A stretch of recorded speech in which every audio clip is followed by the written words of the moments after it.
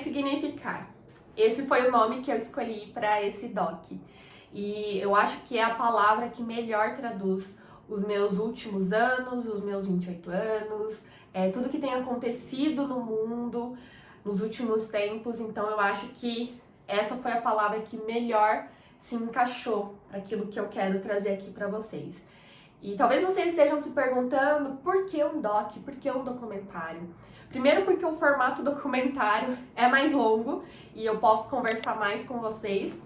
E segundo, porque o documentário, ele realmente documenta coisas que aconteceram, que estão acontecendo ou que ainda vão acontecer.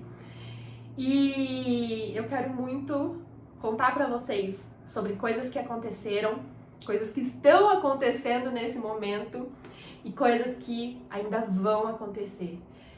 E eu espero de todo o meu coração que tudo aquilo que eu passei, tudo aquilo que eu aprendi, que tudo aquilo que eu ressignifiquei sirva de alguma ajuda para você que está me assistindo, sirva para que você que está me assistindo também consiga ressignificar algo da sua vida. O papo hoje vai ser longo, tô aqui com a minha almofadinha confortavelmente na minha cadeirinha, então fica confortável aí pra gente bater esse papo. E eu não poderia começar esse doc sem contar um pouco pra vocês do que aconteceu na minha vida nos últimos 6 anos. E eu acho que quando eu me abro pra vocês, vocês conseguem conhecer a Mai Hiroi. Porque muitas vezes eu senti que a Mai Hiroi que vocês conhecem não é a Mai Hiroi ou a Erika Hiroi que a minha família conhece ou que os meus amigos próximos conhecem. E não é que eu tenha construído um personagem, não é que eu seja falsa ou esteja mentindo pra vocês. Mas nesse mundo de internet, eu sinto que às vezes a gente não consegue ser 100% nós mesmas, sabe? A gente sempre tem medo de falar alguma coisa, medo de expor uma opinião, de mostrar quem realmente nós somos. Então, nesses episódios do Doc, eu quero muito que vocês conheçam quem é a verdadeira Mai Hiroi.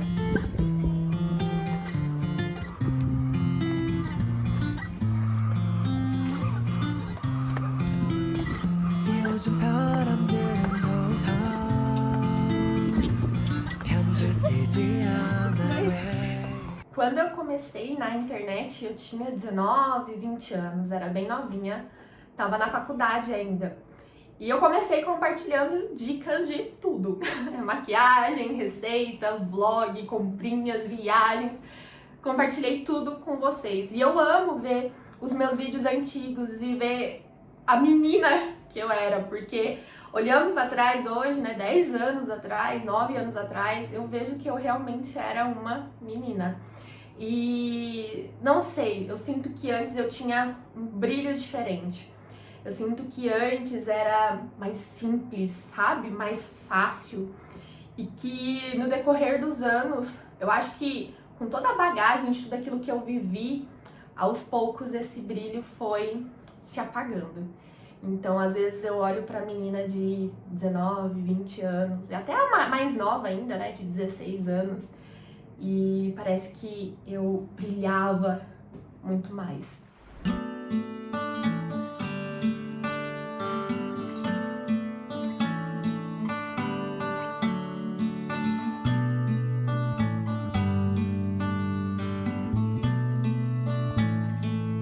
Eu casei com 23 anos e eu vim morar em Jundiaí. Então fazem 6 anos, quase 6 anos que eu moro aqui em Jundiaí. E não é fácil, né? Não é fácil. Casamento já é algo que exige de você uma certa maturidade, que te torna uma pessoa diferente, que te traz responsabilidades novas. E ainda você se casar e mudar para um outro estado. A minha cidade de Jundiaí fica a 960 quilômetros. Então, eu que estava ali sempre no ninho familiar, de repente me vejo quase 1000 quilômetros de distância, né? Das pessoas que eu estava habituada, das pessoas que faziam parte da minha rotina. Não foi fácil, foi muito, muito difícil. E eu me lembro que muitas vezes eu me via num conflito, porque ao mesmo tempo que eu tava amando estar casada com a pessoa que eu sempre sonhei, eu me via triste porque eu tava longe de todo mundo que eu também amava muito. Então eu vivia essa dualidade. E eu tive que me adaptar, eu tive que aprender coisas novas. Eu brinco que eu tive que até aprender a usar novas marcas de produtos de pele, de supermercado, porque muitas coisas eram diferentes. E eu não quero chorar, mas por mais fácil que possa parecer, não foi fácil. E eu sei que muitas meninas passam pela mesma realidade que a minha, de se casar e ir embora para longe da família. Eu fiz um vídeo quando eu mudei para cá falando sobre isso e muitas de vocês se identificaram comigo. E nunca vai ser fácil você ver a sua família comemorando o aniversário de alguém e você não estar lá. Ver a sua família reunida num almoço de domingo e você não poder ir. Então isso me doía muito, me machucava muito, muito. E eu muitas vezes questionei se eu havia tomado a decisão certa. E muitas vezes eu discuti com Deus, eu falei, Deus, não é possível. Não é possível que esse seja o seu melhor para minha vida. A gente não pode ser feliz por completo, né? Não posso viver uma felicidade em plenitude. Por que tem que ser tão difícil assim? E como eu disse para vocês, hoje eu olhando, eu me considero uma menina. Mas existe uma coisa que eu aprendi, é que quando a gente está debaixo da obediência de Deus, quando a gente tem um relacionamento com Deus, quando a gente é capaz de ouvir aquilo que Deus quer para nossa vida, a gente tem alguém ali nos favorecendo, nos ajudando, nos consolando. E durante todos esses anos, em todos os momentos, eu pude me sentir abraçada por Deus, eu pude ver o zelo dele, eu pude ver o cuidado dele. E foi isso que tornou tudo mais suportável.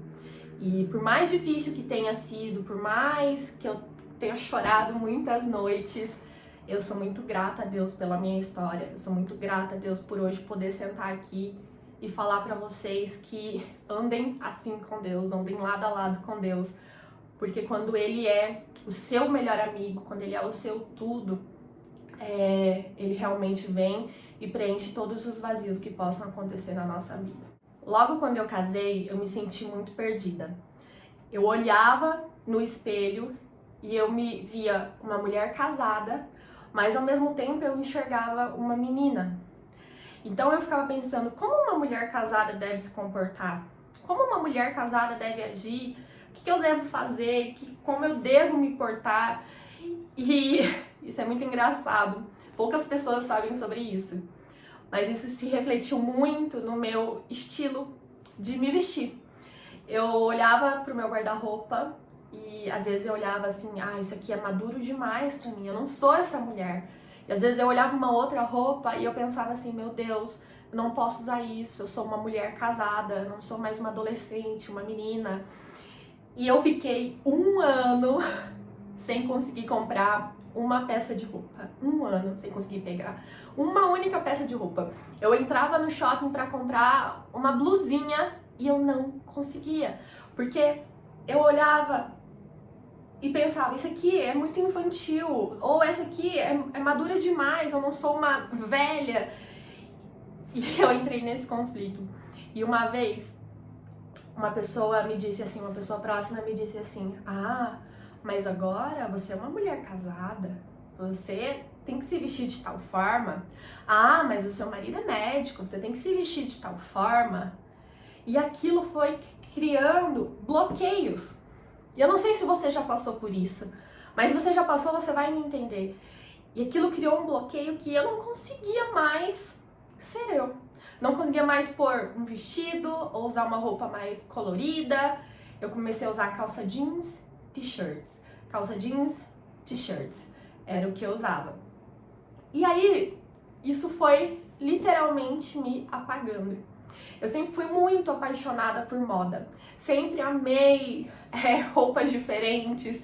Eu sempre amei. Eu lembro até hoje, quando eu era criança, eu tinha uma calça jeans inteira de glitter. Toda vez que eu vestia aquela calça, por onde eu andava, eu largava glitter no chão.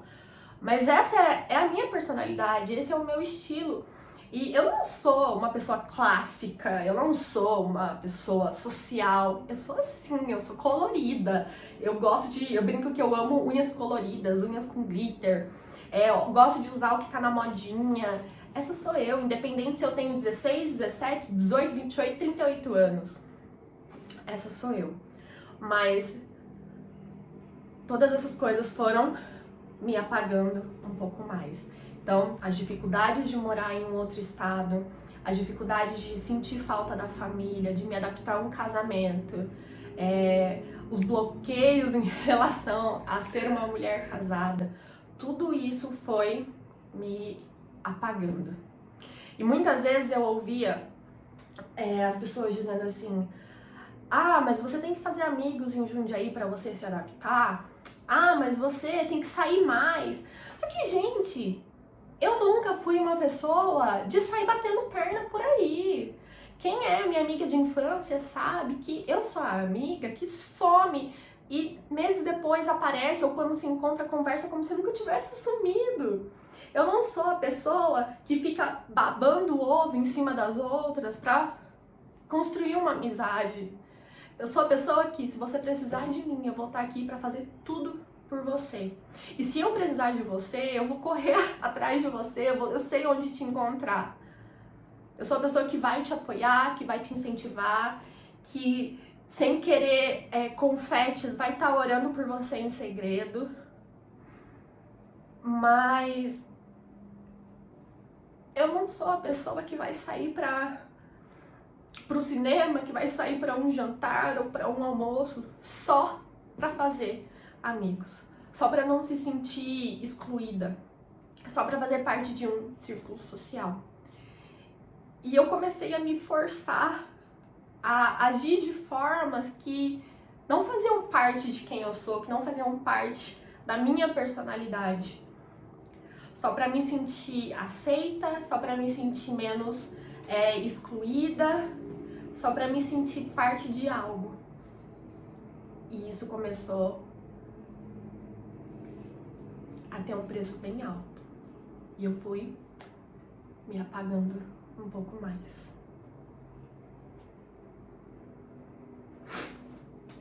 Eu não quero dizer pra vocês que eu não tenha ótimos amigos aqui em Jundiaí. Eu conheço pessoas aqui que me acolheram, que são amigos que eu vou levar pra minha vida inteira, que são pessoas que eu amo muito, mas que são amizades que aconteceram naturalmente, que aconteceram sem que eu precisasse forçar algo, que foi de forma natural, sem interesse algum.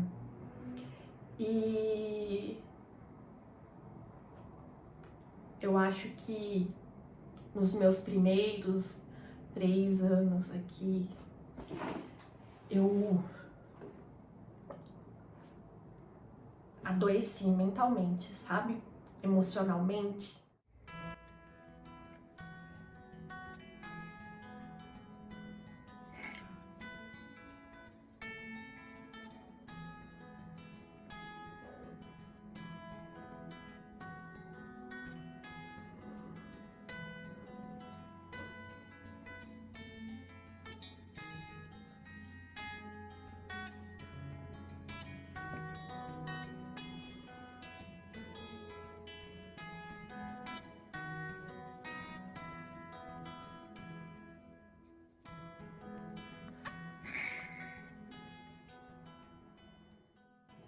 Eu me vi tendo que fazer muitas coisas que eu não queria fazer. Eu me vi passando por cima de muitas coisas. E chegou num ponto que eu sentava aqui pra gravar e eu não sentia vontade de gravar. Eu ligava a câmera e eu não conseguia falar. Eu não queria aparecer no Instagram, não queria fazer mais nada. Mas ao mesmo tempo, tinham muitas outras coisas que eu precisava fazer, que eram obrigações. E ao mesmo tempo que eu tava triste, eu também estava feliz. Porque o meu casamento sempre foi um casamento muito abençoado e graças a Deus por isso. Então, era, sabe, uma dualidade. E eu me lembro de muitas vezes forçar a risada para que as pessoas não percebessem o quanto eu tava mal. E eu me lembro, um dia eu cheguei na igreja e veio uma amiga me abraçar, ela me abraçou e eu falou assim, tá tudo bem com você? E eu fiz, tá tudo bem. Aí ela olhou pra mim e falou assim, não tá tudo bem, né? Mas vai passar. E eu desabei um choro aquele dia, porque ela pôde ver por trás daquela máscara que eu havia colocado. E esse conflito de estar bem e ao mesmo tempo não estar bem, de estar feliz e ao mesmo tempo não estar feliz, esse conflito de fazer coisas que eu não queria fazer, de me sentir perdida em relação a quem eu era, me gerou uma coisa que eu nunca procurei psicólogo, nem nada disso, até aconselho, né? Aconselho, deveria ter, mas assim, abrindo meu coração, sendo sincera, eu errei nisso, deveria ter procurado sim ajuda. Mas eu tive uma coisa que se chama, de acordo com aquilo que a gente pesquisou, se chama pensamento acelerado. E eu nunca contei isso pra ninguém. Mas eu vou contar pra vocês porque pode ser que você também esteja sentindo isso. E acontecia que eu começava a ter tantos pensamentos ao mesmo tempo que nenhum fazia sentido. Era como se as frases fossem surgindo na minha cabeça, mas eu não conseguisse completar o raciocínio. E eram muitas e muitas vozes, muitas cenas, muitas coisas, quando dava uma crise assim, eu tampava o ouvido porque era angustiante, era agonizante passar por isso, porque era algo que eu não tinha controle e o meu corpo tremia inteiro e eu não conseguia controlar os meus pensamentos. E era horrível, parece que aquele mundo de pensamento ia me sufocar. E eu comecei a parar para prestar atenção que isso acontecia sempre que eu tinha que fazer algo que eu não queria. Sempre que eu precisava fazer alguma coisa que eu não queria fazer, a minha mente começava a buscar respostas, buscar desculpas, buscar, sabe, estratégias, soluções para não fazer aquilo que eu precisava fazer. Só que aí começou aos poucos, mas quando eu vi, toda vez que eu tinha que tomar uma decisão, toda vez que eu tinha que tomar uma atitude sobre algo, a minha mente começava a tentar buscar a fuga, né? Buscar uma solução para aquilo que eu não queria fazer e precisava fazer. Só que chegou num ponto que isso foi se tornando tão mais pesado, tão mais grave, assim, que se você chegasse e me perguntasse assim, você quer comer hoje pizza? A minha mente começava a fazer exatamente assim. Mas hoje, será que hoje é bom pra comer pizza? Será que eu quero comer pizza hoje? Pizza de que sabor? De que pizzaria? Mas aquela pizzaria, aquela... Não, pizza.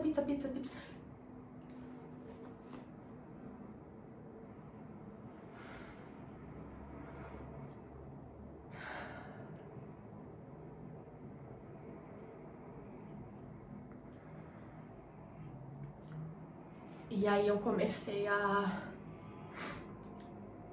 E isso era agonizante. E eu acho que todo o mal, toda coisa ruim que acontece com a gente, todo sentimento ruim, tem uma raiz. Tudo começa por algum motivo. E quando eu comecei a identificar os motivos, quando eu entendi que aquilo tudo estava acontecendo porque eu estava me obrigando a fazer coisas que eu não queria fazer, eu comecei a dizer não para tudo. E eu descobri o quanto a palavra não é poderosa.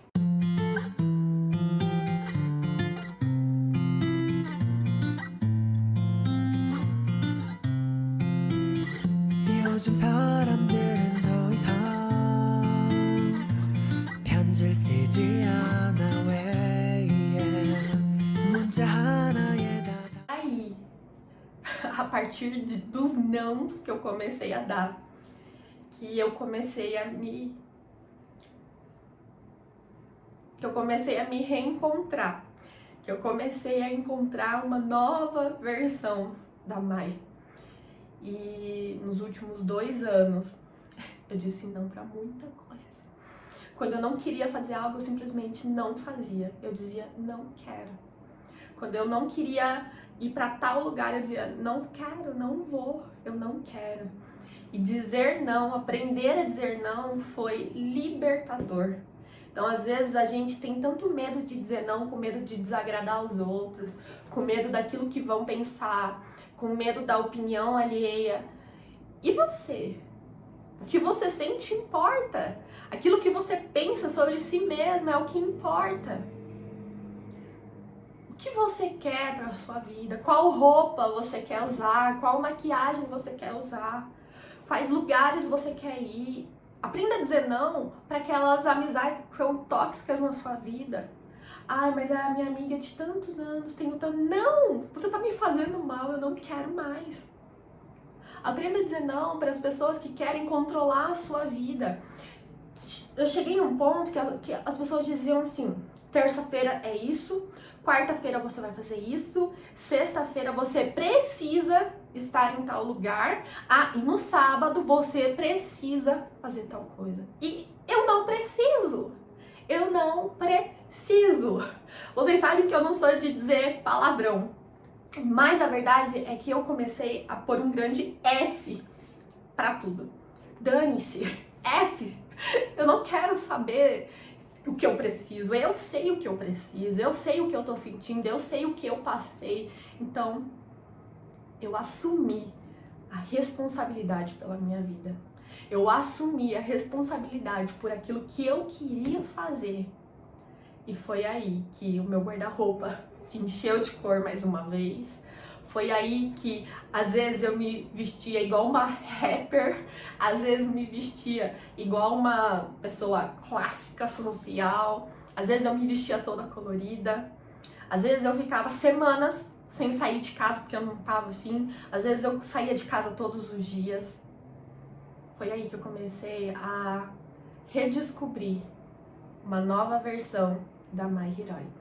Foi aí que eu comecei a ressignificar a minha vida. E desses quase 6 anos morando aqui, o começo foi muito, muito difícil. Muito difícil. Eu sou grata a Deus pelos momentos incríveis que eu vivi, pelas oportunidades incríveis que eu tive. Sou grata a Deus pelas pessoas maravilhosas que passaram pela minha vida, pelos lugares que eu pude conhecer, pelas viagens. Mas ao mesmo tempo eu vivi isso. Então, se muitas vezes vocês notaram que eu tava mais cabisbaixa, ou que eu simplesmente sumia por dias, eu acho que eu já cheguei a ficar alguns 2, 3 meses sem aparecer, foi por isso. Foi porque eu tava vivendo tudo isso. E a única pessoa que sabia era o meu marido. Ele era a única pessoa. Então, nesse primeiro episódio desse doc que se chama Ressignificar, eu gostaria muito que você ressignificasse a palavra não. Às vezes o não é libertador. Às vezes o não pode transformar a sua vida. Não tenha medo de dizer não para as pessoas.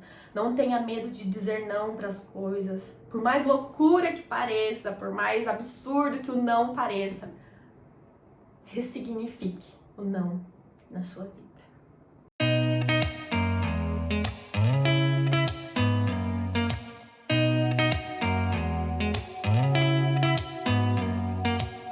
Did you ever stop and think